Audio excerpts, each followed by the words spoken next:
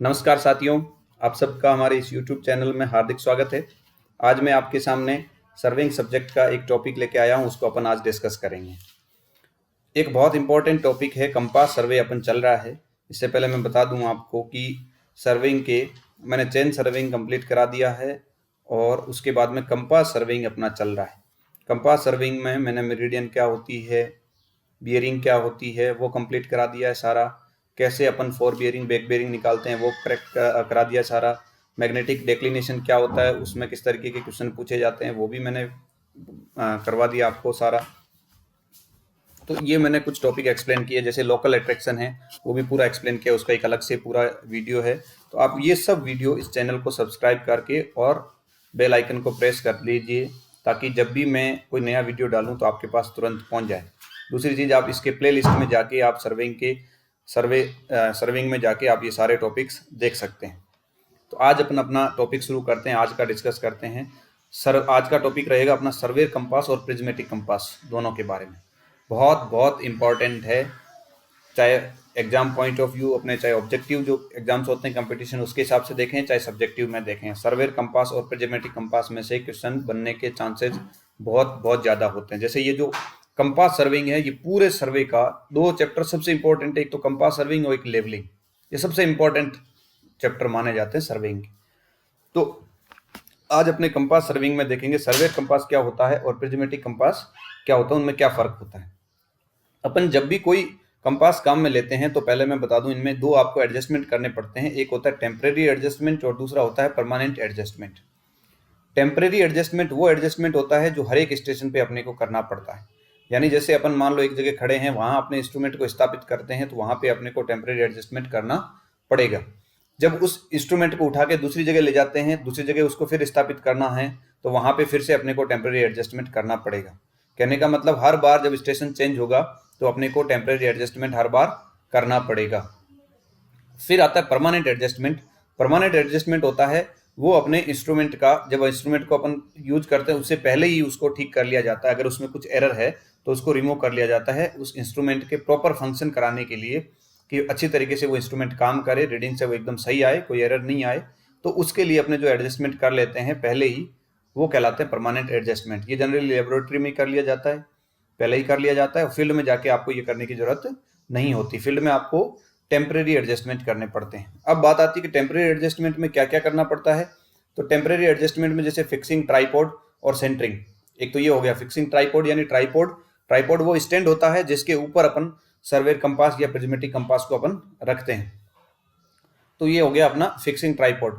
और फिर centering, centering का मतलब होता है जिस पॉइंट पे अपने को अपना स्टेशन है, जिस पॉइंट पर उस पे एकदम स्थापित है कि नहीं है, वो सेंटरिंग कहलाती है। और सेंटरिंग केंद्रण जो होता है वो अपन साउल या प्लम्बोब होता है उससे करते हैं। प्लम्बोब लटका देते हैं इंस्ट्रूमेंट के नीचे की साइड में, वो एकदम उस पॉइंट पे टच कर रहा है अगर, इसका मतलब अपना एकदम उस पॉइंट के ऊपर ही स्टेशन स्थापित हुआ है। अगर वो साउल थोड़ा सा उसके लेफ्ट राइट या कहीं दाएं बाएं हैं, तो उसको अपन फिर इधर उधर खिसका के और उसको एकदम सेंटर पे लेके आते हैं। जब साउल एकदम नीचे वाले ग्राउंड वाले पॉइंट पे टच कर रहा है, दैट मीन्स जो अपना इंस्ट्रूमेंट है वो ग्राउंड के उसी पॉइंट के जस्ट ऊपर है। फिर बात करते हैं अपने, आता है थर्ड जो है लेवलिंग। लेवलिंग में उसमें लेवलिंग स्क्रू लगे रहते हैं और एक बबल ट्यूब लगी रहती है। बबल ट्यूब की सहायता से उसको लेवल किया जाता है। बबल ट्यूब में एक एयर होता है, एक एयर बबल होता है। उस एयर बबल को बबल ट्यूब के एकदम सेंटर में लाना होता है। जब वो एयर बबल बबल ट्यूब के सेंटर में आ जाता है तो अपन कहते हैं अपना इंस्ट्रूमेंट है वो लेवल हो गया। ये अपना हर स्टेशन पर करना पड़ता है। अब बात करते हैं अपने सर्वेयर कंपास क्या होता है और प्रिज्मेटिक कंपास क्या होता है। बहुत इंपॉर्टेंट चीज समझनी है। सर्वेयर कंपास, सर्वेयर कंपास में इस तरीके से कंपास बना हुआ होता है। अगर आप प्रैक्टिकली उसको देखोगे तो उसमें इस तरीके से बना हुआ होता है। चार चीजें होती है, एक इधर जीरो नॉर्थ की तरफ और साउथ की तरफ भी जीरो होता है। नॉर्थ साउथ दोनों तरफ जीरो, और ईस्ट और वेस्ट दोनों तरफ 90 डिग्री होता है, 90 डिग्री। नॉर्थ साउथ की तरफ 0 डिग्री मार्क होता है और ईस्ट वेस्ट की तरफ क्या होता है, अपने 90 डिग्री होता है। ये पूरा एक आसांकित सर्किल होता है, ग्रेजुएटेड सर्किल होता है, जिस पर 0 डिग्री से 90 डिग्री तक होता है, फिर 90 से वापस उल्टा चलते हुए जीरो, फिर 0 से 90 और फिर 90 से जीरो, इस तरीके से। तो आप देख सकते हो नॉर्थ में जीरो, फिर 90, फिर 90 से वापस जीरो साउथ की तरफ, फिर वापस 0 से 90 ईस्ट की तरफ, फिर इससे वापस 0 नॉर्थ की तरफ 90 से लेके। तो यहाँ पे ये इस तरीके से रहता है। और निडल जो है हमेशा अपने कहाँ रहेगी, नॉर्थ की साइड में।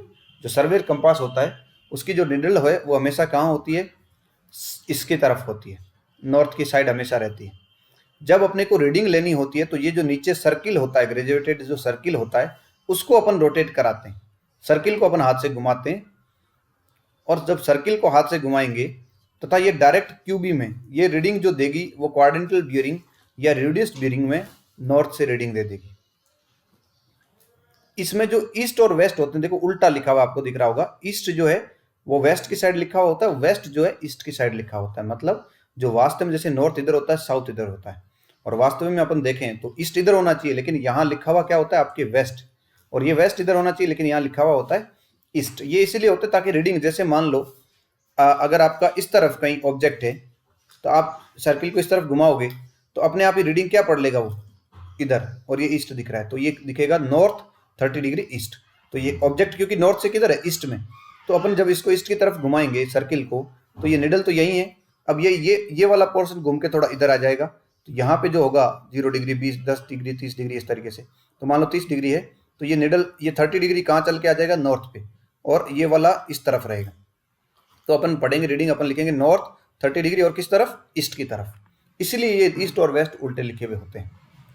अगर अपन मान लो इस तरफ घुमा दें, किस तरफ, इधर कोई ऑब्जेक्ट है, यहाँ पॉइंट है सपोज, इसकी अपने को बियरिंग निकालनी है। इसकी बियरिंग निकालने के लिए अपन जो ग्रेजुएटेड सर्किल है उसको इधर घुमा देंगे, इधर घुमाते नॉर्थ तो इधर रहेगा।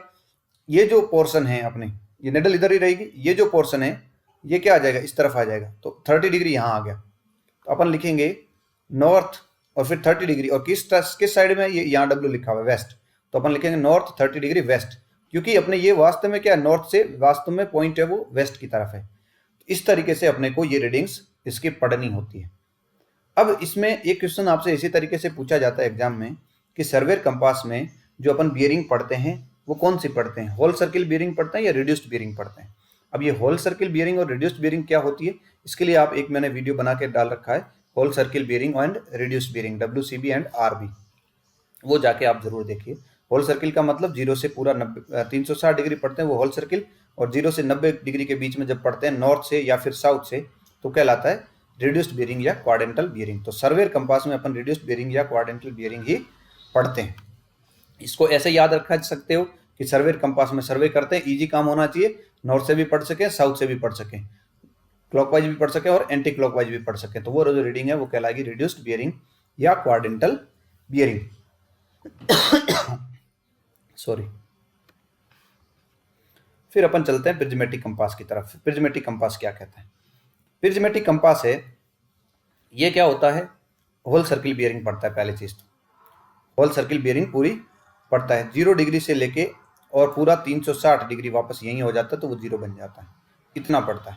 यानी होल सर्किल बियरिंग करता है और क्लॉकवाइज डायरेक्शन में इसको पढ़ा जाता है, क्लॉकवाइज डायरेक्शन में इसको पढ़ा जाता है। और इसमें जो रीडिंग है प्रिज्मेटिक बोलते हैं, इसमें रीडिंग जो है वो प्रिज्म से पढ़ी जाती है। इसमें रीडिंग जो है वो क्या पढ़ी जाती है, प्रिज्म के थ्रू पढ़ी जाती है। एक प्रिज्म लगा रहता है, उस प्रिज्म में से अपन देखते हैं और फिर अपन रीडिंग पढ़ते हैं। अब इसमें यहाँ ध्यान देने की बात यह है कि अपना नॉर्थ से 0 डिग्री पढ़ा जाता है, लेकिन यहाँ जो मार्किंग होती है वो 0 डिग्री साउथ में होती है। जैसे यहाँ पे ये ईस्ट वेस्ट उल्टे थे, ऐसे ही यहाँ पे ये मान लो साउथ और नॉर्थ है, वहाँ पे जो नॉर्थ पे 0 होना चाहिए था वो 0 कहाँ पे, साउथ पे, और जो साउथ पे 180 डिग्री होना चाहिए वो कहाँ पे, 180 डिग्री नॉर्थ पे। ये प्रिज्म से देखने में अपने काम आता है।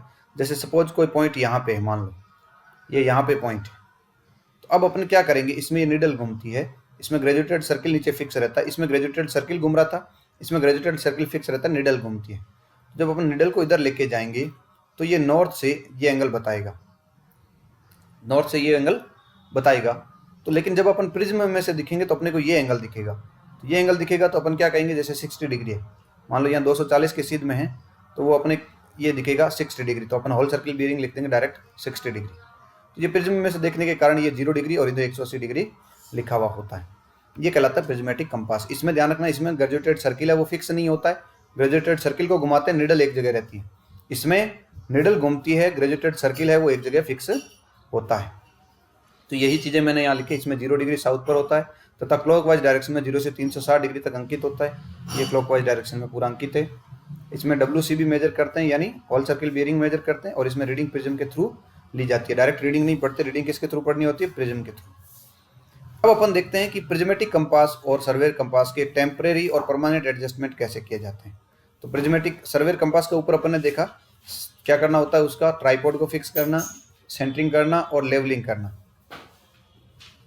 फिर यहाँ पे अपने हैं उसका एक फोक्सिंग भी होता है, सर्वेयर कंपास का फोक्सिंग भी होता है। फोक्सिंग इसमें भी रहेगा।